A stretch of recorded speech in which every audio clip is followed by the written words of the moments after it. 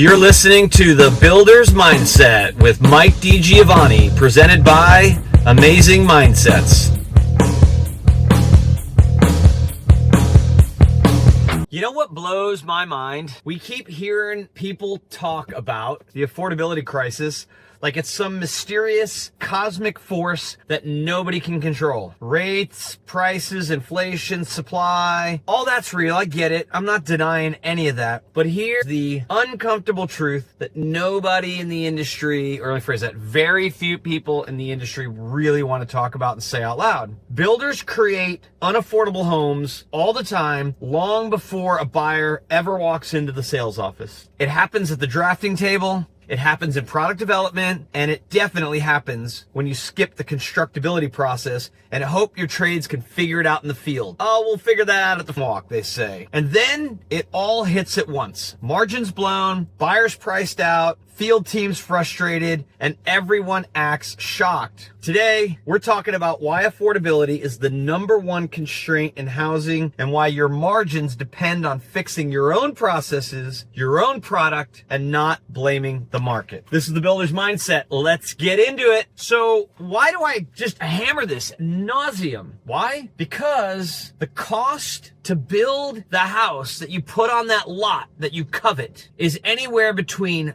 30 and 45% of your retail sales price. And so I know people love to say, look, you can crush yourself on a bad land deal. But I also say this, you can crush a great land deal with bad product development and bad product. So here's the truth, straight from the industry thinking right now. Affordability isn't a price problem, it's a disconnect problem. A disconnect between what buyers can realistically pay, what it costs you to build the homes you're trying to sell. I was on the phone with a client literally today, and they're trying to go through this exercise, and they're having a big, I commend them. All hands on deck, everybody on the board, no ideas off the table, but they're already starting to hear from certain departments, maybe we should do a little bit more so we could charge a little bit more. Did you hear what I just said? A disconnect between what buyers can realistically pay, what it costs you to build the homes you're trying to sell. Small builders get hit even harder. They don't have thousands of lots to spread risk across. They don't have billion-dollar financing facilities. You're building in the real world where mistakes cost you personally at times. So when affordability tightens, the only builders who survive are the ones who control costs with precision.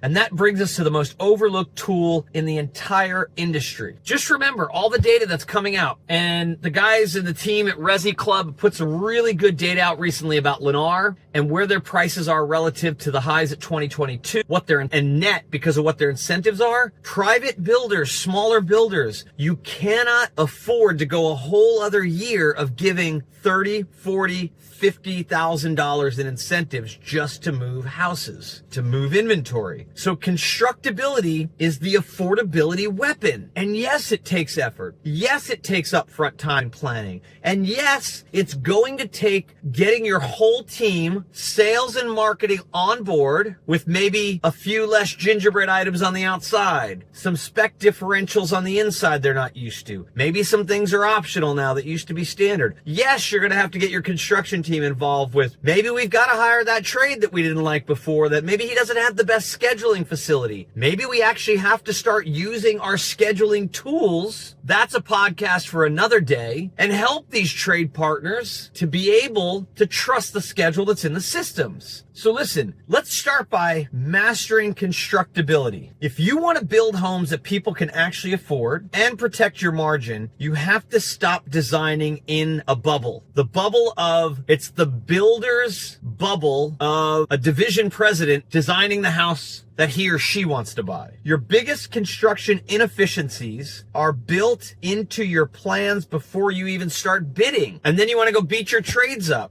We talk about this in the Warrior Profit Academy class series. It's available in our school community. Go get it. Listen to it. Before bids, before budgets, before models, you're either protecting affordability or you're destroying profitability right out of the gate. Small builders lose tens of thousands of dollars a year because they never trade the simple questions. Can you actually build this affordably? Is there a cheaper way to do this that doesn't hurt quality? Are we designing in a way that makes sense to you? The fallout is obvious. Plans are finalized without real field validation, and you don't have to build it to get field validation. You go get people who know how to build in the field and you talk to them. My dad worked on cars his whole life. It was a hobby, and he used to say every mechanical engineer that designs cars needs to do a tune-up on one of the cars they designed so they can understand what it takes to put it together and take it apart. Bids coming in high because designs are unrealistic. How many shutters do you have? Do you have full wrap architectural features on your windows on all four sides of your home? How many different planes are in your roof lines? Late stage value engineering destroys timelines. How and why? Couple of ways. Number one, you wait till after a frame walk and then you go back to the guy who's already contracted on the job and take things off. Do you think you're going to get full price? Nope. You got a captive audience with that company right now. I once heard literally in a value engineering meeting, I heard a framer say it's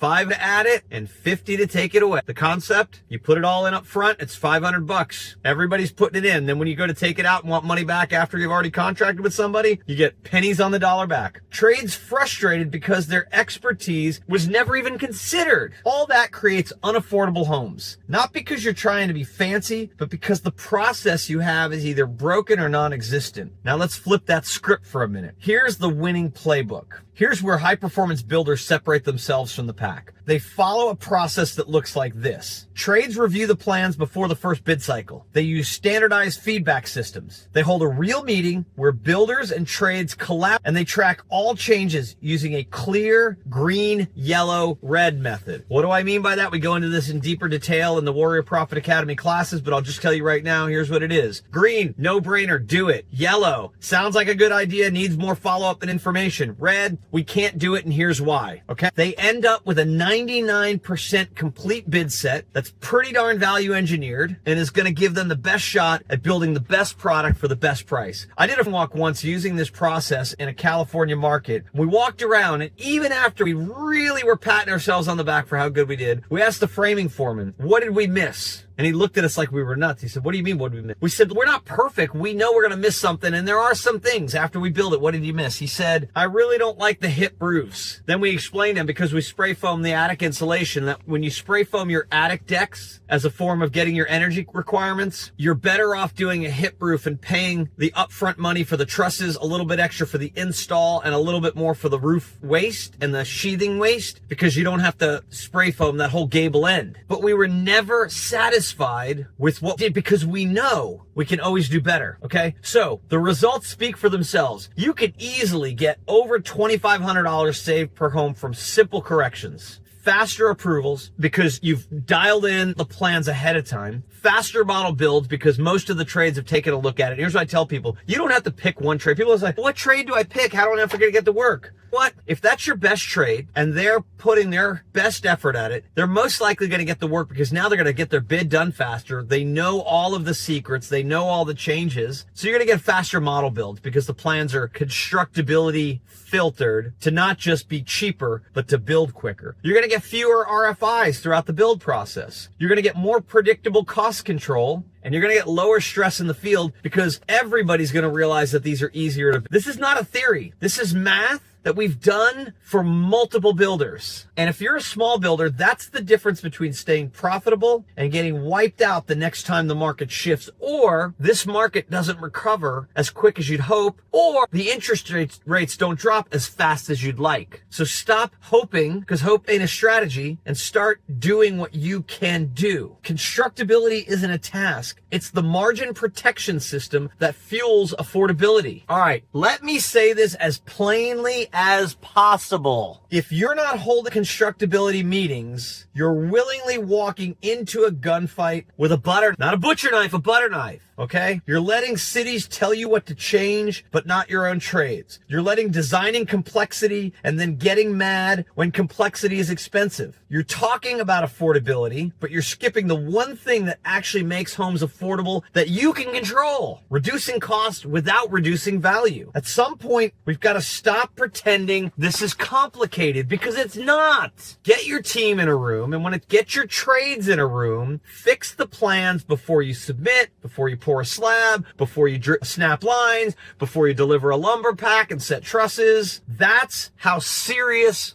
builders, disciplined builders operate. So look, here's our takeaway, and here's a mindset shift. And I know some of you are sitting back going, this is no brainer. If you're saying that, here's what I say to you. If you're saying it and you're doing it, kudos, hats off, applause to you, golf clap, okay? Good for you. If you're saying it and you take a good hard look at yourself and you know you're not doing this, well, what are you going to do about it now? So it's a mindset shift. Don't design homes for your employees or your ownership or your leadership. Design it for your customer and what they can afford. Affordability isn't just a market condition. It's often a leadership decision. When you start with the customer in mind, strategically understanding what they want, what they need, and what they can afford, you will bring them the value that they must have. And you'll have a sales process that you could speak into that talks about all that. You will protect your margins, and you will start to empower your teams to understand your product from the ground up and why you built it the way you did, why you designed it the way you did. You don't build cheaper homes, you build smarter homes. Homes the market can buy and afford. Homes you can build and profit from. Homes that won't collapse your business under cost pressure. And no, they won't collapse either. We're all working under the same codes and same structural guidelines based on where you live, where you build. That's the builder's mindset. That's how you win. That's how the small builder becomes profitably unstoppable. Because most of you small builders are the ones controlling the land in your markets. So you've already got a leg up. Make it work to your advantage. If you're listening to this and you're a builder, here's your next move. Schedule one constructability meeting. You want us to help you put it together and design it and set it up? We're happy to do it. No charge. Invite your framing company, your HVAC company, your plumber, your electrician, your concrete company, your roofer, your architect and your structural engineer, and your HVAC designer and energy designer. Ask them, what should we do? What did we miss in this first round? Listen to them, track their input, and fix what you can. And oh, by the way, go back to the green, yellow, red. Follow up on the yellow and make them green or red. And on the red, follow up too. If somebody gives you a decent idea, heck, if somebody gives you a wacky idea, get back to them. Tell them you reviewed it. Tell them why you can't do it, because then they'll know you listen to them and they'll give you more ideas, as crazy as they may be. You will feel the margin impact of this product or process almost immediately, because affordability doesn't start on Wall Street or with the Fed or with market sentiment. It starts on your next set of plans. This has been the Builder's Mindset. We hope you enjoyed it. If you have a friend, colleague, client, customer, you name it, who you think could benefit from hearing this, please share it with them. Click the subscribe button, click the like button. It helps us get this out to more people. We've helped several $100 million home building operations go from some of the worst in their market to the best in their market. And we want to help you in this industry move better in this market. Now's the time to take action. We want to operationally and supply chain and strategically help you turn things around and improve your margin and improve your sales. Have an amazing day. We'll see you next.